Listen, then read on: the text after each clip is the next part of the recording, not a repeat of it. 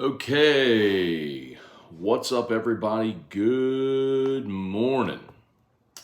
Welcome to a Saturday game day edition of Morning Scone presented by Brock, the Baton Rouge Orthopedic Clinic, Hoodco Roofing, hoodcoroofing.com, Restored Motions, restoredmotions.com, and ProCharge EV, prochargeev.com. Man, college football weekend got kicked off with some dramatics on Friday night. If you weren't watching, stayed up till about 1:20 a.m. Central Time watching Stanford rally to beat Colorado. I had Phil Steele gave us Stanford plus the 12.5. When it was 29-0 at half. Wasn't feeling super great. We hung through it. And sure enough, Stanford ripped off a couple of big plays. That kid number 13, whoever he is, had about 10,000 receiving yards last night. And all of a sudden you look up and it's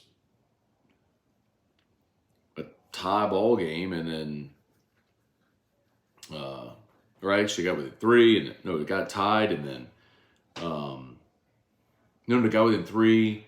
Colorado scored again. Stanford scored on one of the wildest plays you'll ever see. That kid 13 caught the ball in the back of Travis Hunter's helmet. It was, if you haven't seen it, look. And then Colorado goes and scores again to go up 2 scores. Like, okay, well, that's it. Well, Stanford goes down and scores. They get a stop, get the ball back, go down, kick a field goal at the gun to tie it, go to overtime. Colorado scores first in overtime. Stanford scores. Colorado gets the ball in the second overtime. Shedeur throws a pick. Actually, they had interference in the end zone, so Colorado's got the ball to 2. First goal to 2, and they get stuffed on a couple of runs. They get stuffed on a run. They throw it incomplete, and then on third down, Shedeur's getting pressured. He just heaved it up into the end zone, got picked. It was crazy. Anyway, then Stanford kicked the field goal in overtime to win. So what a start to your college football weekend. Okay, it is LSU Auburn game day. Lot on the line today for your Fighting Tigers. That almost goes without saying, but every week, because LSU's already got 2 losses and 1 conference loss, they've got no margin for error. Very similar to where they were in this spot a year ago, where you're gonna have to beat Bama, and if you lose again, you're going to need some help to win the West. But someone else will have to beat Bama, which I think could happen. But anyway, excuse me. Excuse me. Frog in my throat. But anyway, big one today. See what the LSU defense has for us. And y'all fire up. Y'all fire up the questions. Fire away. Let's see what y'all got. Oh, no kidding. Y'all remember? Oh, wow, look at that. Y'all remember that story about Tyler Trent, the Purdue super fan who passed about 5 years ago or so? His brother's playing for Purdue now. That's wild. Look at that. Oh, wow. Oh, that's wild. What a cool story. Let's see. Donald A. Me, good morning. Brooke Bordeaux, good morning. Hunter Picard, Keith Neal. What's up, Keith Neal? Good morning. David, what's going on? Tiger Diver, who we betting today?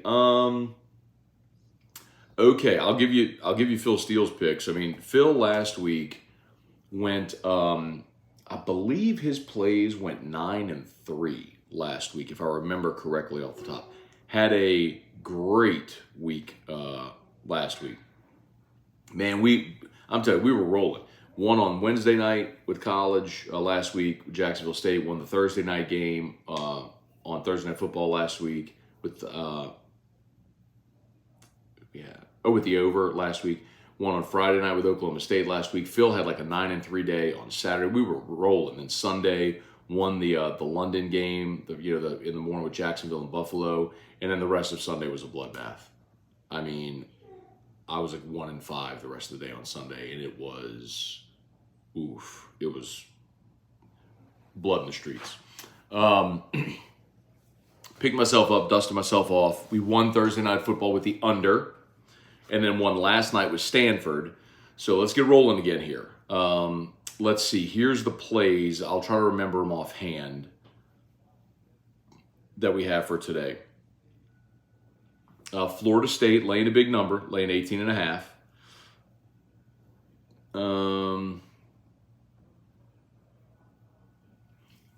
Oregon. Phil picked Oregon to win outright, but they're getting 3. Phil picked A&M getting 3 to win outright at Tennessee. It's a little weird because to me that's the one that's the biggest spot of the weekend, right? The biggest spot of the weekend is Tennessee coming off a bye, A&M coming off their loss at home against Bama, now having to go on the road. You look at the spot, heavily favors Tennessee, but it's one of those things where when you have your metric and you plug it in your computer and all or whatever it is, and it spits out, you roll with it. And so Phil had A&M, so played A&M plus the 3. He had Oklahoma State again, wrong team favored there. Kansas is favored by 3. Had Oklahoma State winning outright, so took the 3 points with Oklahoma State. Had South Carolina beating Florida. That line's down to 1.5. Iowa, Wisconsin under 35.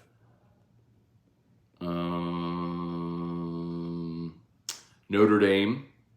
I got Notre Dame at 2.5. It's up to 3 in a lot of places, so make sure you check it. Oregon State covering 3.5 at home against UCLA, and then he liked Auburn plus the points, like the LSU to win, Auburn to cover. So those are the plays. That's what I'm rolling with today. If anybody wants to play along, Ryan, Amanda Guidry, Kelly Gross, good morning. Bob Poole, Todd Marr in Baton Rouge for the game from Los Angeles. All right, Todd, welcome home, brother. Jeff McKithen, what's going on? Alan Coleman, big game, going to watch from Puerto Rico. Okay, Puerto Rico. Patrick Cason, good morning. Beautiful day at Tiger Stadium. All right, Patrick, welcome back, man. Great to see you. Thad Landry. Let's see. Jeff, am I the only dude in South Louisiana without a HUD co-ed? Maybe. Maybe, Jeff. But we can rectify that situation. Happy to rectify that situation. Austin Eddie, morning, Matt. Another shootout today. Austin, I think that's the type of game LSU's going to play, man. I don't think we're going to see a lot of, 20-14 games. I picked at LSU 34-30. So, yeah, I mean, I get that Auburn's offense hasn't been great. But neither has Arkansas's. And they came in here and put up 31 points and 400 yards. So, yeah, man, I think, unfortunately, this is an LSU defense that just got major issues as we've seen, and I don't think that gets rectified in 1 week. And plus, Hugh Freeze is a really good offensive coach, and I think he'll creatively scheme up advantages for his offense. So yeah, I do think we're going to see a lot of yards and a lot of points again today.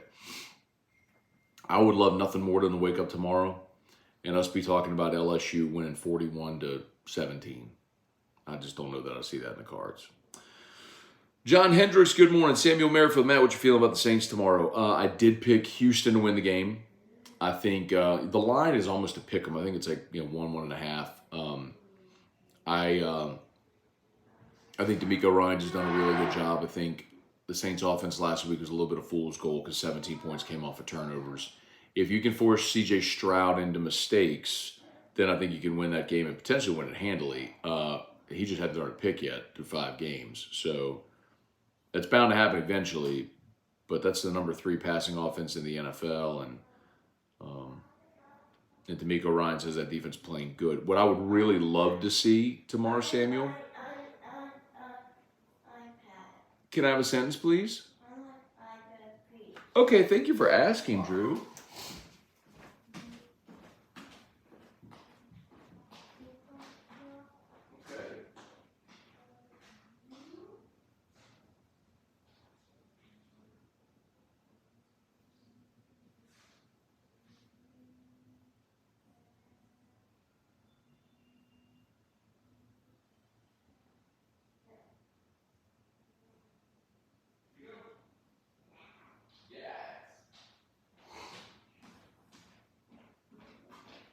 Stinker. Yeah, a little stinker. Okay. All right. Joe Freitas went to sleep thinking that Stanford plus 13.5 was the worst bet I've made all year. And you woke up with money in your account. Kerry Hughes, good morning. Gonna miss this series. My favorite game, 2001 at home, and the Fire game at Auburn. 0-1 is always my favorite. I was a student at LSU. First time LSU won the West. We all stormed the field. I'm with you there, man. So many great memories, but 0-1 for me, for those. I know that's not everybody's favorite. You know, Flynn to Bird and all the other stuff, but Earthquake. For me, it's Dan Lanning finances his pizza. It's crazy. Ryan Amanda Guidry, good morning. All right, let's see. Jesse Brown, Matt, happy game day. Does LSU get the win today? Also laid the points on Tulane and won last night. Okay. Xiaobing Chen, good morning. Cliff Nelson, good morning. Hashtag Curdog Football. How about it? Calic High, go Bears, win last night. Guy Brooks, good morning, Matt. Happy LSU Football Saturday in Death Valley. How about that? This is only the third home game. We're into the middle of October, only the third home game. It's wild. So we're going to have a lot of home games coming up, though. Basically, you're home the whole month of November except for Bama. So. Guy Brooks, good morning. Dalton Barnett, morning, Maddie. Since you have content obligations on game days, I'd like to go to one more game in your honor this year. Florida or A&M, you decide. A&M. Cliff Nelson, 10,000 receiving yards. Is that a record? Gotta be, bro. What did that kid end up with? Let me see. I need to look it up.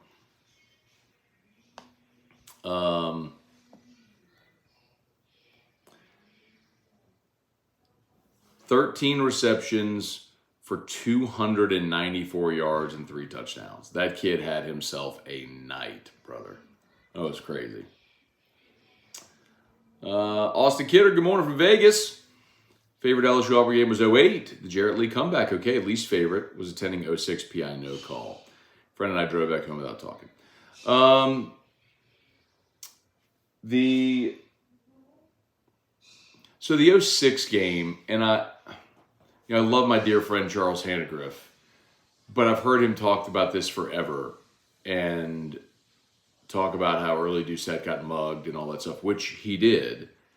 But nobody on the LSU side in 06 ever talks about the fact that the call was made because the ball was tipped at the line of scrimmage. And once the ball is tipped, you can contact a receiver. So was early Doucette hit before the ball got there? Absolutely. Was it pass interference? No. The ball was tipped at the line of scrimmage. Now, the biggest, reason for the confusion is back then, the referee on the field didn't explain the ball was tipped. The league office did that week, and if you go back and watch the play, you can see the ball was tipped at the line of scrimmage. That's why they picked up the flag. But that one was brutal. That game and the Florida game, the 2 close road losses that year, you get one of those. And, you get one of those games and you are the one that's playing for the national championship. Or you're getting a rematch of Florida in the SEC championship game, and then the winner of that goes on and plays for the national championship. But if you remember, in 06, Florida went to Atlanta and beat Arkansas, and then went to the national championship game and blew out Ohio State, which would have been LSU. Instead, LSU went to the Sugar Bowl and blew out Notre Dame. But anyway. Okay, but yeah, 08 was fun too. 08, Josh Ennis and I were doing the fastest hour at the time, and we drove to Auburn that day and went to the game. We sat in what had to be quite literally the last seats in the stadium. We were in the last row of the upper deck in the corner, like the last 2 seats of the last, literally, like last row, last 2 seats of the last row. It was wild. But watched that game and then tried to drive back. We made it to somewhere in Mississippi. And we're like, bro, we got to stop. I'm going to fall asleep. So we stopped and stopped, stayed at some hotel, and then got up Sunday and went the rest of the way. Kobe and Dylan podcast. Matt, does Greg Brooks have another year of eligibility? So you're asking the wrong question, Kobe. I guess in theory he could file for a medical red shirt. But I don't think Greg Brooks is ever going to play football again, man. I think that the goal at this point, Kobe, is that he have a normal life, right? You're talking about the man's had brain surgery. Like, he's had part of his brain matter removed. Like, you never know how that could affect your equilibrium, your ability to speak or talk or walk or anything. So, you're asking the wrong question, man. Wendell Norman, hey Dad, good morning. Nick L, Jayden will cement his place in Heisman race today. Let's go Tigers. Let's look at those updated Heisman odds. I talked about this earlier this week. On AFR, we kind of went into this. So here's the latest Heisman odds from our friends at DraftKings. Michael Penix has overtaken Caleb Williams with the best odds. So Penix is at plus 210, Caleb Williams at plus 230. So they're close. Bo Nix plus 600, Dylan Gabriel plus 1,400. So big drop off right after those top three. Jordan Travis plus 1,800, Drake May plus 2,000, J.J. McCarthy plus 2,200, Brock Bowers plus 3,000, Jayden Daniels plus 3,500. So I've actually talked about this a good bit and thought about, and so I have a sort of cohesive thought on this. So, like, Penix and Bo Nix are going to play today. One of them is going to lose. The one that loses will see their Heisman odds drop dramatically, right? We know Florida State and North Carolina are going to play. So Jordan Travis and Drake May, are going to cross paths. And I don't believe that Florida State is going to go undefeated. So, by the way, Florida State and North Carolina don't play in the regular season, but they could play in the ACC championship game. So if they play in the ACC championship game, they play. If they don't play, it's because one of them or both of them lost, right? So, like, at least one of those is going to take an L, probably both and multiple. I don't know that J.J. McCarthy at Michigan really has a shot because of their schedule. Michigan's schedule is hot garbage, and quite literally the only respectable opponent they're going to play is Ohio State. So I kind of look at J.J. McCarthy in the same vein as the way people looked at Stetson Bennett a year ago. Yes, he was the quarterback of the undefeated team that went on to win the national championship. Nobody really looked at him and said, well, they're the undefeated team playing for the national championship because of J.J. McCarthy. Ooh, they're doing that thing. Best quarterback in the country. Who are they picking?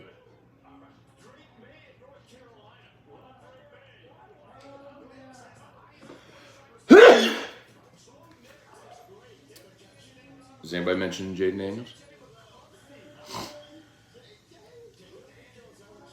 Oh, there you go. Kirk throw, Jayden.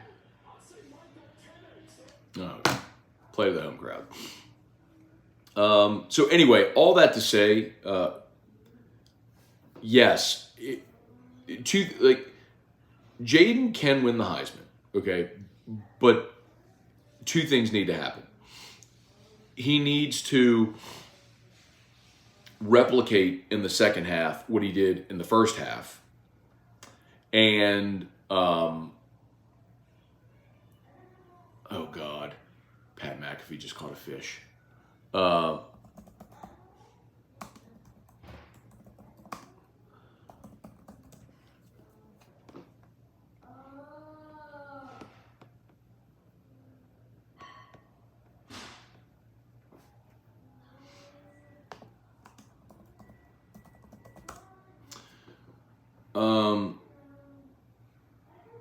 So this is always the point that I make.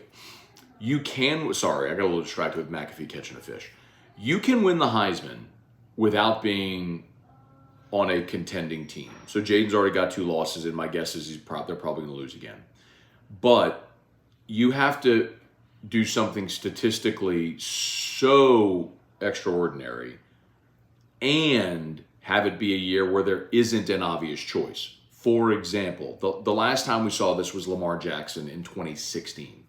Lamar Jackson threw for 3,543 yards and 30 touchdowns, and also ran for, I believe, 1,600 yards. Johnny Manziel was on a team that lost a couple of games, threw for 3,700 yards and ran for 1,000. Again, you're getting the point, right? You've got to throw for well over 3,000 and run for 1,000.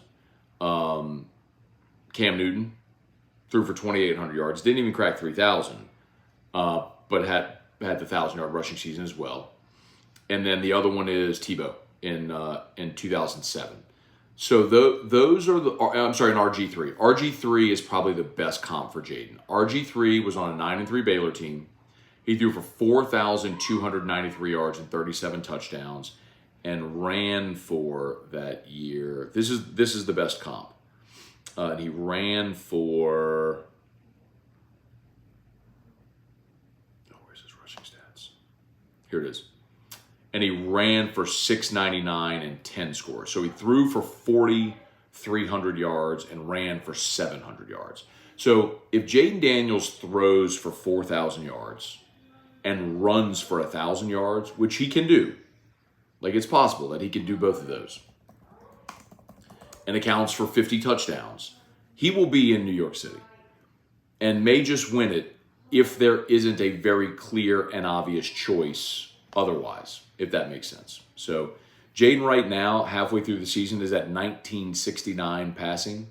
So he's pacing for just under, in the regular season, that's assuming no SEC championship game, but he's pacing for just under 4,000 yards. And he's thrown for 19 touchdowns, so he's pacing for just under 4,000 yards and 40 passing touchdowns. And he's so far he's rushed for he's rushed for 422 and 4 touchdowns. So if he throws for 4,000 yards and rushes for 800 yards, 900 yards, you know, he will lead the country in total offense, and he'll be in New York. If they win out, then I think with those stats he'd win it. But if they lose again, which I think they will, he's going to need help. Okay, long way of explaining it, but that's where I stand halfway through the season. But a long way to go still in the Heisman race. Alan Black, what's going on? Oh gosh, sorry. Sorry, y'all. Let me find my spot. There we go. Alan Black, good morning. Stephen Miller, good morning. Colorado didn't get as lucky as they did against Colorado State. No adjustments from that GM. Or that game, sorry. I thought you meant the GM.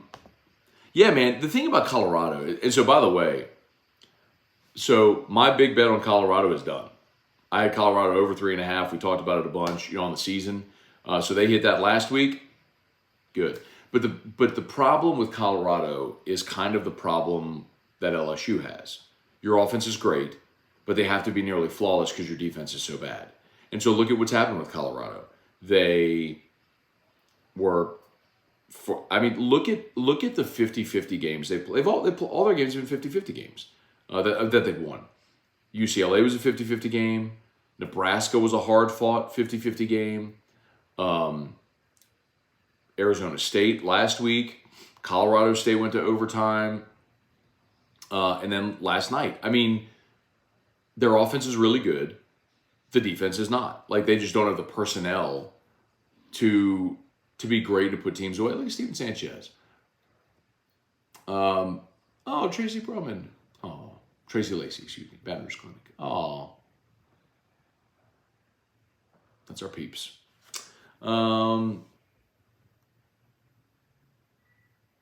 Anyway, so, yes, Steven, I don't know that I would say lucky, because you still got to go make plays. But I think it exposes what they are, which is a team that has really good skill players on offense, is going to score a lot of points, has a ways to go still to build up their roster to be able to be a contender. But man, if you think about what they were a year ago, 1-11, and to be sitting here, oh God, I was showing Beastquake. You'd be sitting here already at 4 wins, and I mean, totally blew that one last night. I mean, you're up 29-0 at halftime at home, and you lose. Still pretty crazy. Brad Dave, do you like college games on Friday nights, or should that just be for high school? It doesn't really matter what I think, Brad. I mean, TV rules the day, and if there's money to be made, they're going to go make money. So, Ross Meir, good morning. Can you go over Phil Steele's picks from yesterday? I did that a bit ago, so if you missed it, just scroll back. Or go look at the Phil Steele segment on YouTube.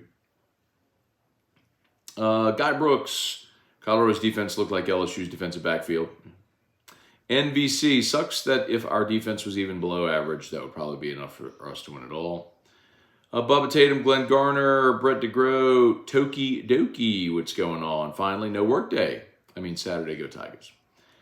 Kendrick D7, wow, Matt, I hope our defense doesn't do what I witnessed last night. Marty Moonbeam, good morning. Stevens got North Carolina -3 as his lock. Who's, hang on, let me look that up, Steven.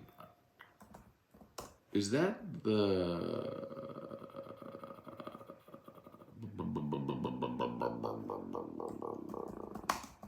Hang on.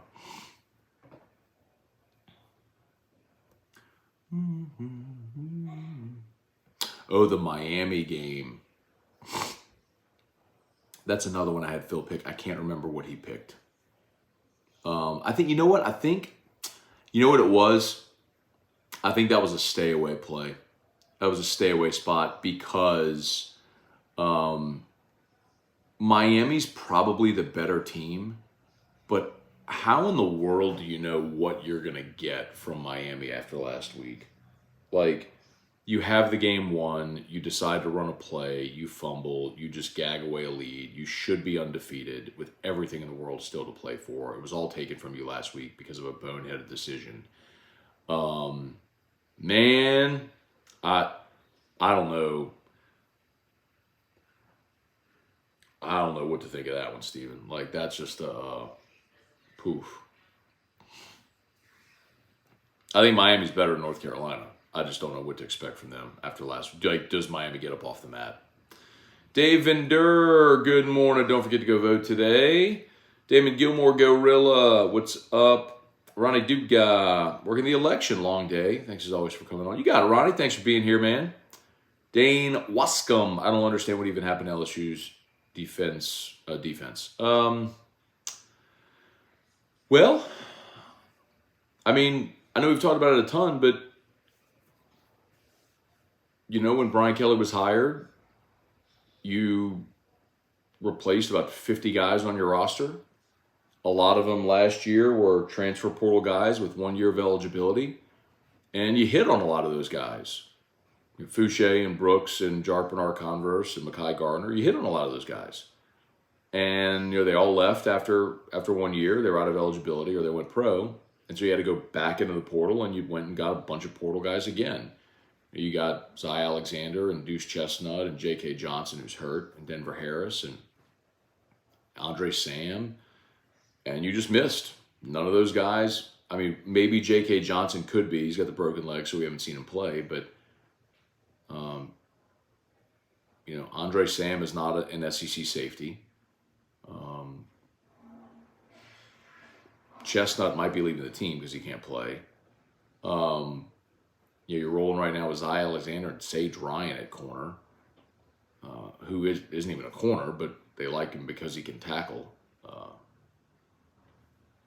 Anyway. Larry Garner, Clint Wichter. I had Colorado to win by 1 to 6 points to win $300. Sorry, Clint. Not sorry. I had Stanford plus the 12.5. I guess we both could have won. Travis Michel, good morning in the Texas Hill Country. All right, Travis. Jesse Brown. Dave, perfect day for football. It is gorgeous outside today, man. If you're getting out there to go tailgate, enjoy the day. It really is a gorgeous day. This is one of those days where I kind of do miss a little bit not being able to just kind of do the fan thing, go tailgate and, set up TVs and eat some good tailgate food and have some beers and enjoy the weather and the crowds and everything like that. But one day we'll do it again. Bronze de God, hot take, but this is the weekend LSU defense turns it around, and the Saints offense keeps the momentum going from last week. Okay, love the good vibes, man. Let's keep them rolling. John Wilson, good morning, Matt. Let's get a win on my birthday. All right, John, happy birthday to you. Hope it's a great one. Hope we're all celebrating tonight. Damon Gilmore, 0-1 was my favorite. First time rushing the field. Didn't Auburn jump on the eye of the Tiger before the game? Yeah, and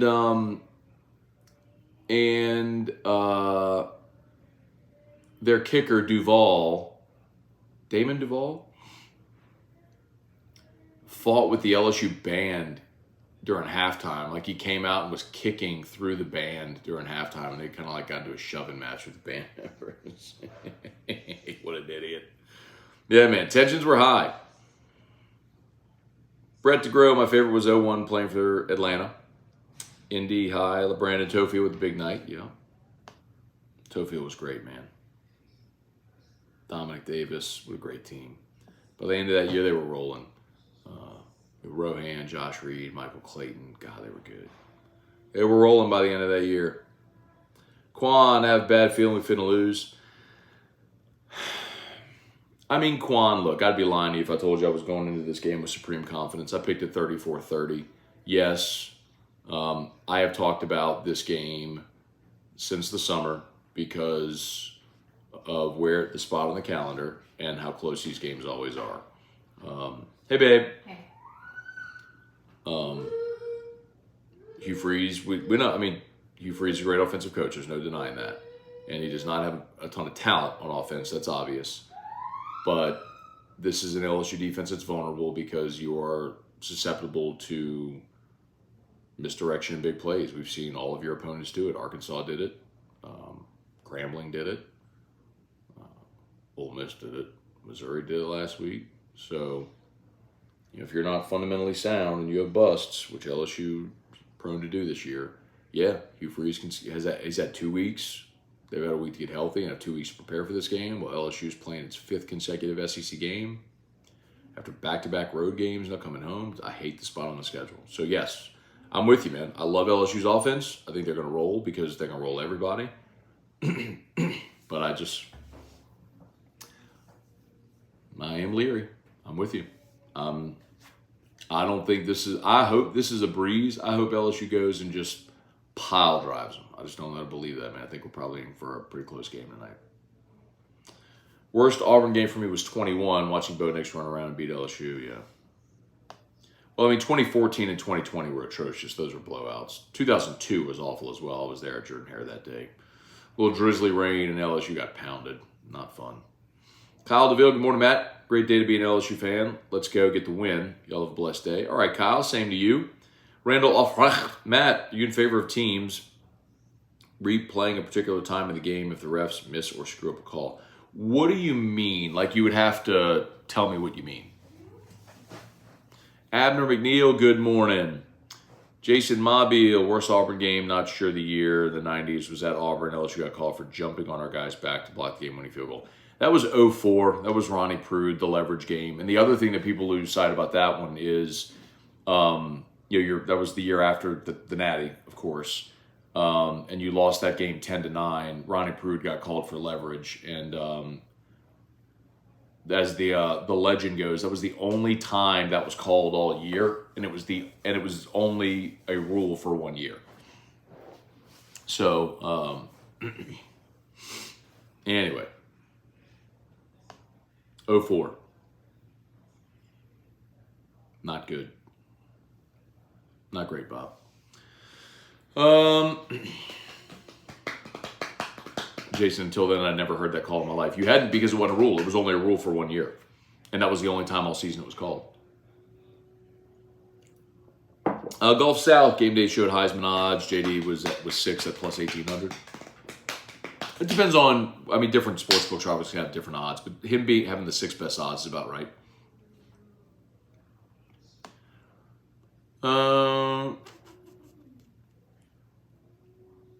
Drew Valentine. Cliff Nelson with 4,000 passing, 1,000 rushing, and a big game versus Bama. He's got a shot. He does, but it's going to depend on. But like if Penix goes undefeated and puts up 4,000 yards, he's going to win. You know what I mean? So it depends on what the other quarterbacks are doing as well.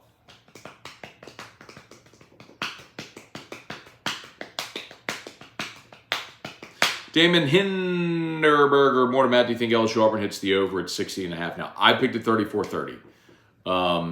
So yes, I do think so, but I'm also telling you that my play would be Auburn and the points. I don't, like I told you, I'm not playing the game, but if I were, I would play Auburn and the points. Let's see, Brennan Huff, Dave Vendeur, what are your thoughts on Annie Agar and her videos? I think she's creative. I think they're funny, but I think it's also a copycat thing that a lot of other people do. I think it's a lot like what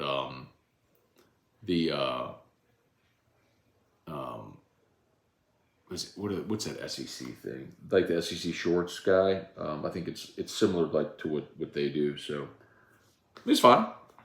She's done well with it. The thing that's always bothered me about it though is that she doesn't flip her camera. So like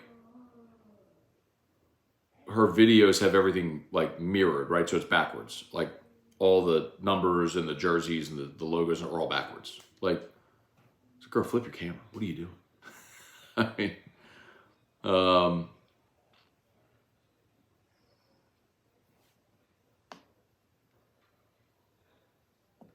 Brennan, I only have $10 left in DraftKings account. What's the play?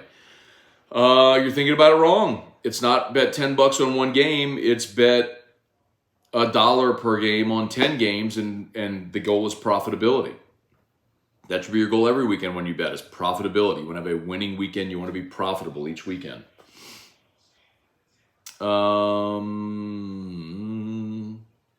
mean, but if you want one play, I'll tell you to take one of the underdogs with the points that Phil Steele thinks wins outright. So, he had a couple of those last week. Like he had Oklahoma State, 11-point dog at home, won outright. He had, not good. That dude did hit him. Ethan Bacon got hit in the bacon.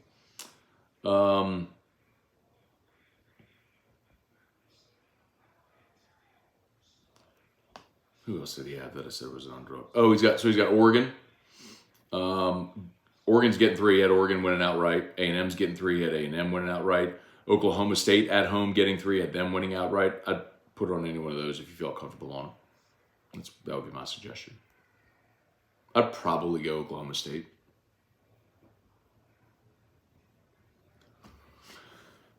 Let's see, Cortland. I think Miami loses 4 of the next 6. Maybe. Nick Dubison, where do you rank Jayden Daniels among LSU's all-time great quarterbacks? Can we wait and finish this season before I answer that?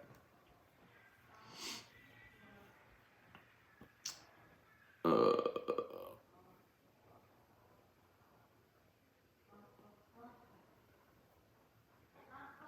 right, smash that like button if you would on YouTube. Please subscribe to the channel. Facebook, please like the Matt Moscona page. Share the post. Always brought to you by Brock. Remember, After Hours Clinic is open nights and weekends as an alternative to the ER.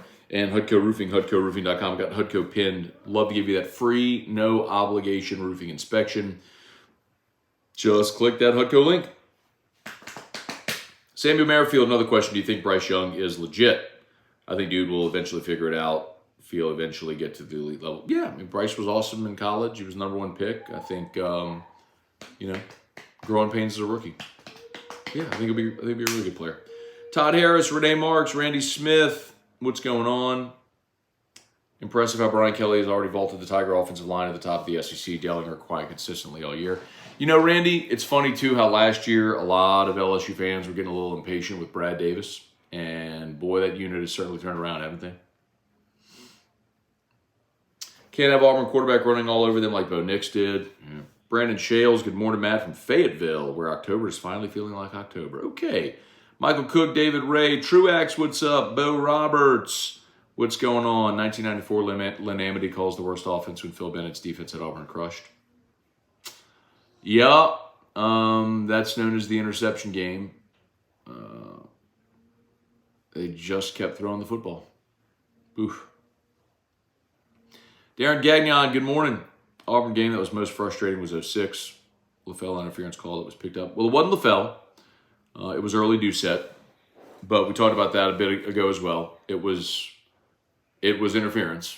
I'm sorry, it was not interference. They were right to pick up the flag. The ball was tipped to the line of scrimmage. Oh, look at this.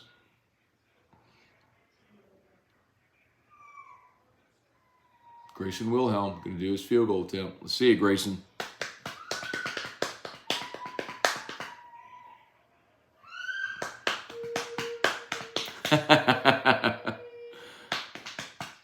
Josh DeVilliers, ready for some more Caleb Jackson? Why? You know why I'm ready to see Caleb Jackson? Because that means LSU would be up big and he'd be getting late carries. Logan Diggs doing just fine, brother. Sean Gasser, James McGivern, is there a bottle of Weller missing? Yes, there is. Good eye.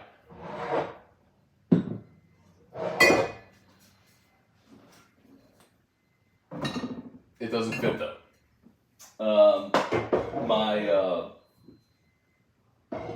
That's the 12. We cashed out the Weller 12, the fifth of Weller 12. So that's a 1.5, and it doesn't fit on that shelf. So I need to get another fifth of Weller 12 that would fit there.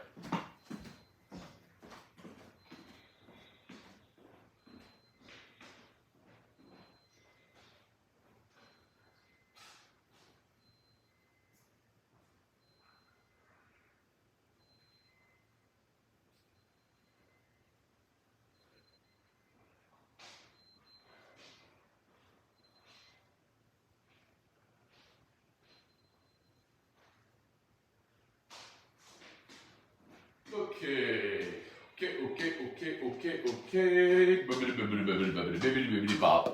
All right. Please smash that like button. 171 watching live, only 44 likes.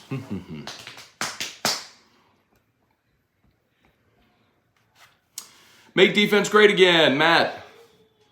I hope the defense continues to progress from what we saw in the second half last week. If they can do that, it sets up for a nice second half of the season. I agree completely. And really, when you look at it,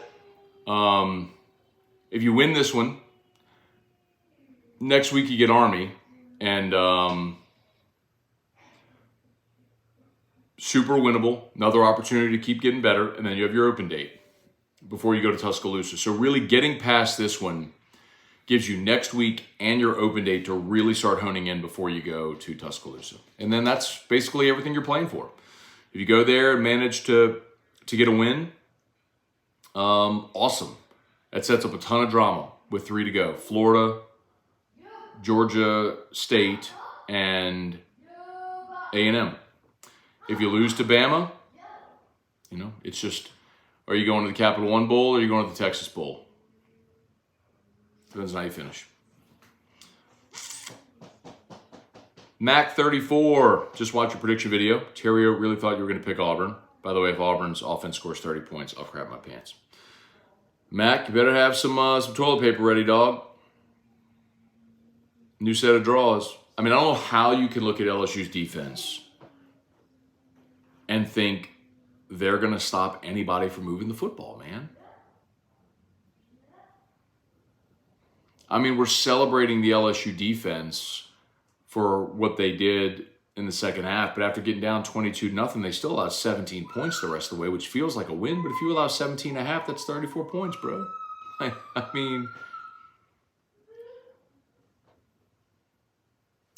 Ben Thompson, will J.K. Johnson be back this season, or can he get a medical redshirt? He will not be back this season. He's not going to play this year. And he could apply for a medical redshirt, yes. Gerard Guillory, they say Ryan can tackle. Yeah, no. The problem, Gerard, is that he's had 2 pretty egregious missed tackles. It's not that he's been a bad tackler. It's just that he's had 2 pretty egregious ones. One, like on the first or second play of the season against Florida State. Then he had one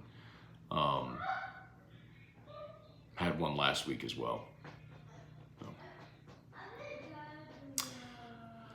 No, it wasn't. It wasn't last week. Was it last week? Am I confusing? Because Denver Harris had the missed tackle. Denver's. Wait, it was like the first play after an LSU touchdown. It was a missed tackle that allowed him to get like 25 yards. I'm trying to think if that was the Ole Miss series. No, the Denver Harris one was in Ole Miss where they went and got the game-winning drive. I'm telling you my notes. Anyway, whatever.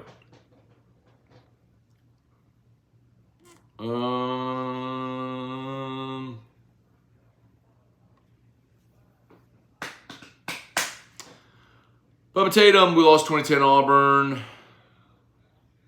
But one of the best game experiences I've had. Cam Newton kick rocks. That was his Heisman moment, the touchdown run. Debo pulling for my Ducks tonight as well. Not tonight, bro. It's 2:30. 2:30 in the afternoon. Sean Z, this LSU would be in the college football playoff. Defense played better. All they need is one stop a quarter. Debo, Matt, do you see any scrimmages yet? Braswell seems to be legit from the tweets I've seen. I have not, Debo. I mean, I don't get to, I've said this for years, man. As busy and jammed as my days are during football season, there's just no bandwidth for LSU fall ball. I love LSU fall ball. I love LSU baseball. Y'all know that. But there's no justification for me spending time at fall baseball. It's too, with everything going on, it's like, I mean, ask Erica, like I barely see her and Drew during the week, like at all. So anyway. Randall, let's see, Matt, just an example. Nolan no-call situation where it's clear and obvious the refs miscalling the game, decides who goes to the Super Bowl or playoff game. Are you in favor of replay? Of replay?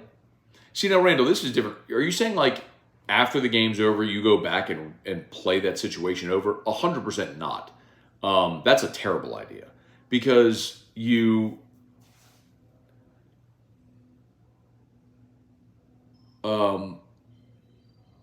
because in those situations, like, you're not going to recreate the situation, have them go play it over again once you're already out, because the intensity of the game is gone. How do you logistically get teams back out there? No, that's terrible. And then also, how do you determine what plays you're going to go replay? Like, what amounts to the degree to necessitate going to replay a game? What you need is instant replay to get calls right, which is why I've always said you got to have Sky Judge.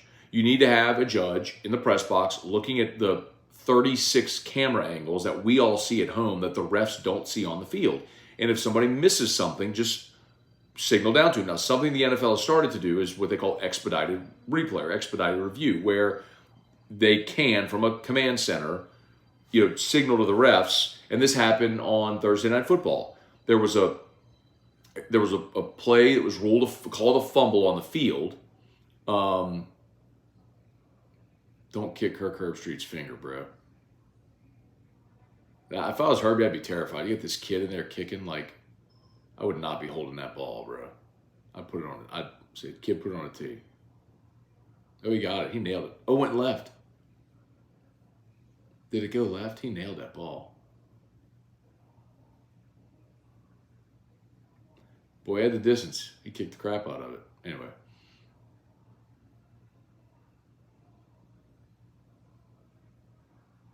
Missed it.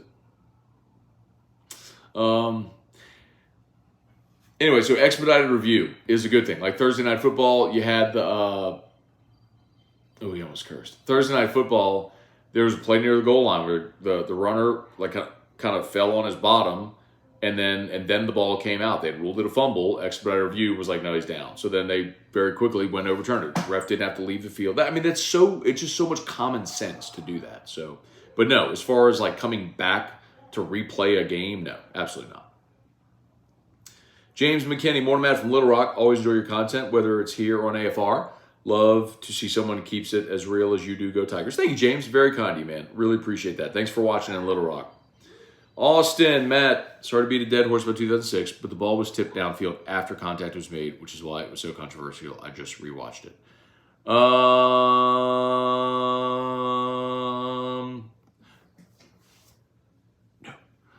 Kyle DeVille, Matt, weird question. What's your favorite coffee? I don't really have a favorite coffee, Kyle. Scott, Matt, I have $100 to bet today on a game. I'll bet any game of your choice. What do you got?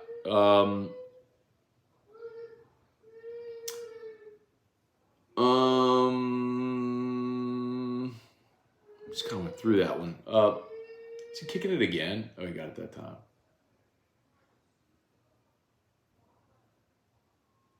Why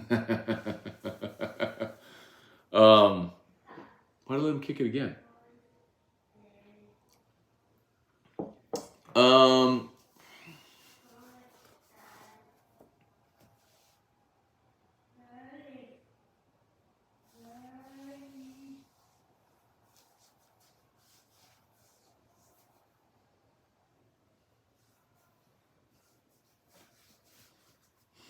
Pat McAfee's wild, bro.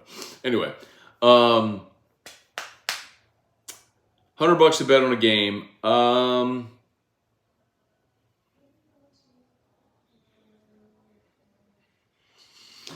I would probably take Notre Dame at home. I think that's probably my favorite play of the day. Notre Dame at home. It's going to be cold and rainy. I think, and USC's defense is atrocious. I think Audric Estime is going to run for like 200 yards today. If I had to play one, that would probably be. And I know you got to lay 2.5, but I'd rather go with one of those ones that Phil Steele said, or underdogs he likes outright, like Oregon, Oklahoma State at home getting points. Those are probably better plays. But just me, I don't know, man. But then I was wrong on Notre Dame last week, man. I had them winning and covering against Louisville. Carly Cat, most memorable Auburn game the night the barn burned. That was memorable for sure. Does Diggs have eligibility after this year? He does. This is only his third year. I played 2 years at Notre Dame. Now this is his third year, so he's got another season if he wants it. Trey Willoughby, good morning. Brian Turner, Cam Newton traumatized me. Yeah, seeing the LSU defense give up 400 rushing yards was something. Taylor Trapinier, what's going on?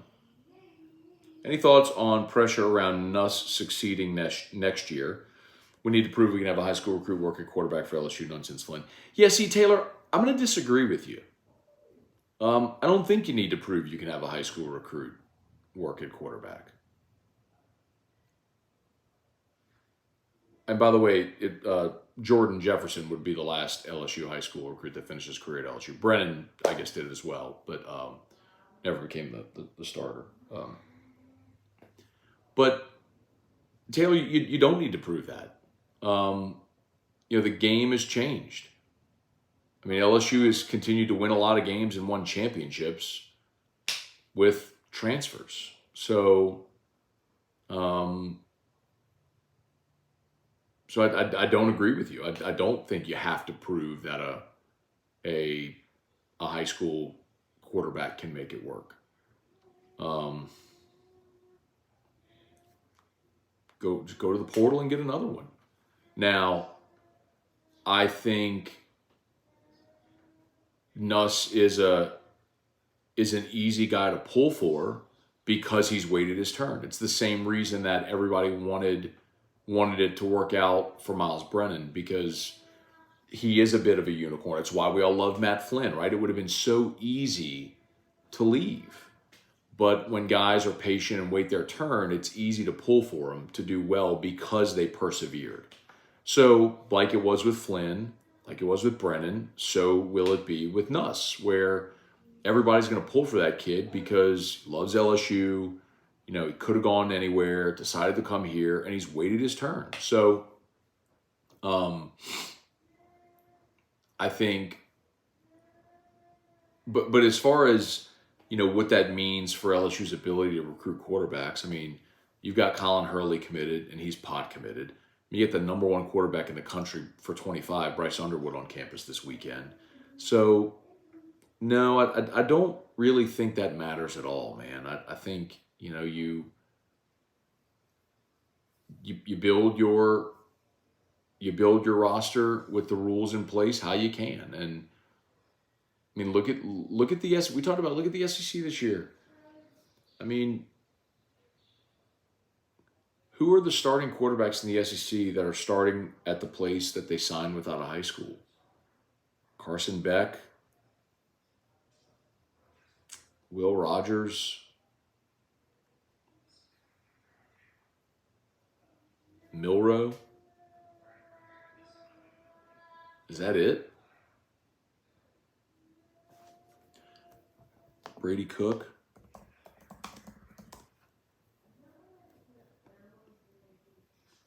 I mean, I think that's it.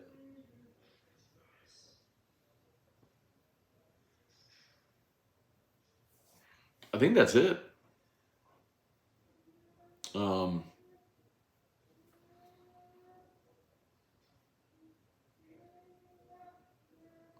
Auburn's got 2 transfers. Oh, Arkansas with KJ. Florida starting Mertz. We mentioned Georgia starting Beck. Kentucky starting Leary, it's transfer. LSU starting Daniels. Ole Miss starting Dart, who's a transfer.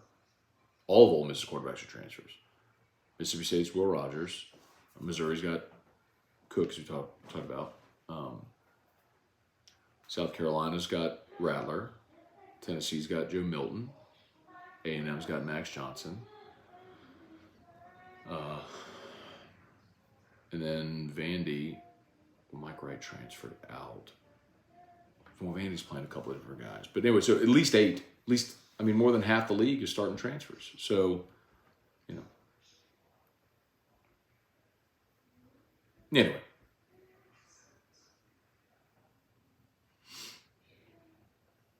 Murder Giraffe, what do you think the kickoff time for LSU Bama will be?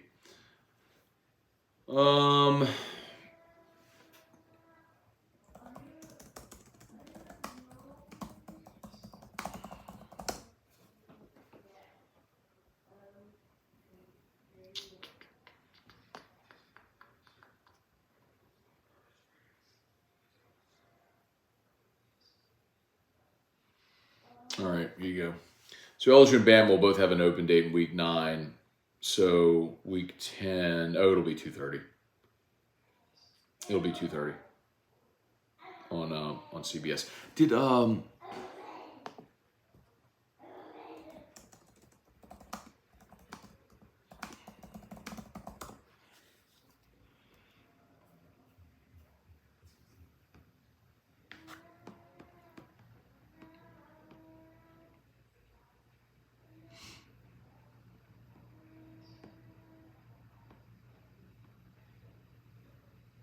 Oh no, my apologies. My apologies. It'll be the night game. It'll be the night game on CBS. My apologies. So CBS before the season starts has to designate its doubleheader dates. So for example, today they've got a doubleheader, but it's a noon and a 3:30 and a 2 or 11 a.m. and 2:30 doubleheader, right? And then the day-night doubleheader is November the 4th. So, so it'll be LSU Bama will be the night game on CBS. I'm looking at that weekend. So basically, they don't pick the game before the season starts, but they pick the weekend. And so you could look at that weekend and say, okay, well, which one's going to be prime time? Well, that weekend is LSU Bama, then it's Arkansas, Florida, Missouri at Georgia, A&M at Ole Miss, which will probably be the 2:30 game. Kentucky, Mississippi State, Jacksonville State at South Carolina, UConn at Tennessee, and Auburn at Vanderbilt. So it's going to be Texas A&M, Ole Miss, and then LSU Bama. So A&M, Ole Miss will be 2:30. LSU Bama will be the night game on CBS.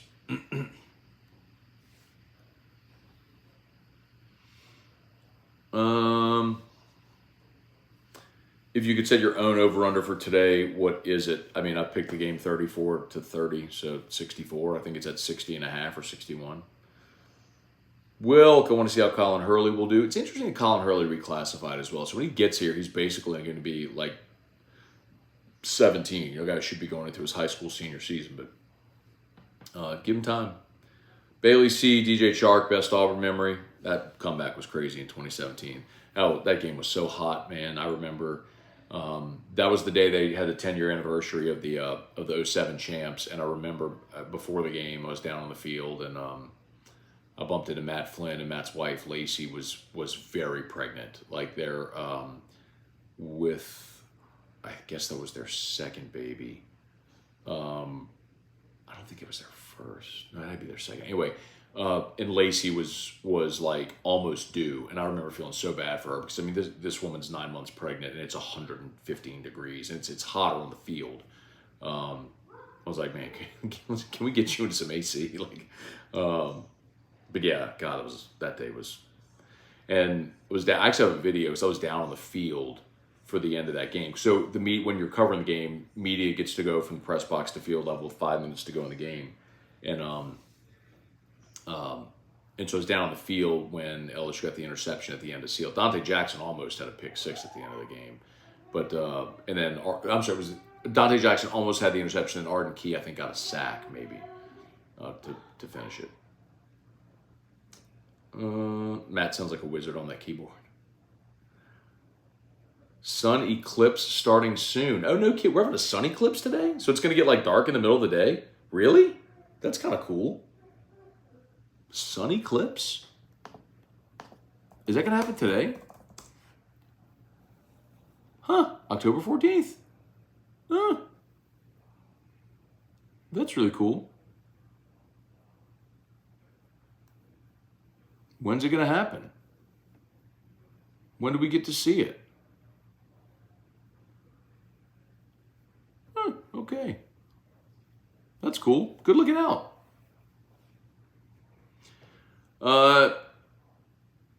Jared Guillory, definitely root for Nuss. Just sad. Most of them are like Sharman. Howard can't even wait past their true freshman year. Yeah, not going to criticize for that, Jared. We're just very different in that respect. You commit to a place coming out of high school.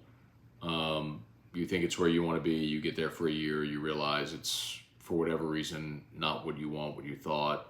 And so you leave. Like, that's okay. I mean, I'm partial to it because that's what I did. I didn't play football, but I'd spent my freshman year of college at a place where I really thought I wanted to be, and I went and lived that life for a year and was very displeased with it, and so I left, and it was the best decision I ever made, because coming to LSU was, going to the manship school was the best decision for me. I mean, I grew so much there. I made lifelong friends there. It nurtured me for what I wanted to do professionally. Like, I mean, why should you be stuck in a place that's not the right place for you?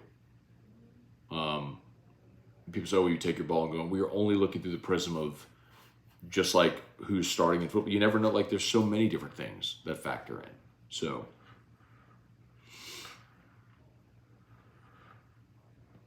I mean, y'all have watched me long enough to know. I get so triggered when adult people are telling young people how they should live their lives and, like, from afar what they should do and decisions they should make. It's like, I mean, you don't know nothing about them people and what they've got going on and what factors into the decisions they've made. And so that's just adult people only caring about the result of their team and not wanting, a player to leave because it hurts their team's ability to win games. So completely disagree with you, man. Black Mamba Ram, hope to see LSU 35-20. Or if they let Jayden ball out, both predictions are of defense plays at an average of 49-24. Trivia Carter, good morning. Nice of you to join us, Trivia. Dalton, eclipse on LSU Auburn, par for the course. Oh, yeah. The eclipse game, okay. James McKinney, Matt, do you think there's a possibility of Raymond coming home or getting another DB coach to restore DBU? Yes, I do. One thing I'm very confident in saying is that after a season like this, changes will be made. And I do believe if the opportunity presented itself, that Corey Raymond would come back to LSU. Yes, I do. I do believe that. Yes, I do believe that.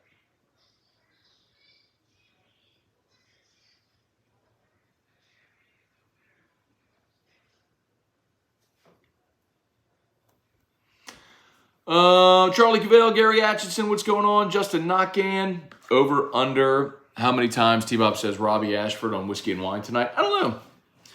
Well, we're going to see a ton of Robbie Ashford. I guess we will. See him with his running plays. Let's see. Todd Harris. All right, y'all. I think we're done. I think we are done. Thanks for watching, man. As always, shout out to Brock. They're the best. You need an orthopedist, go to Brock. My mom had surgery at Brock last week. Doing good. Long recovery, but on her way. Of course, Hudco Roofing. HudcoRoofing.com. Love to give you that free, no obligation roofing inspection. If just one person watching right now would click that pinned link, fill out the form, the contact form there on the homepage. Let us come give you that free, no obligation roofing inspection. Would love the opportunity. Hudco Roofing. HudcoRoofing.com. Okay. Y'all have an awesome game. An awesome day on game day. We'll see you. Peace.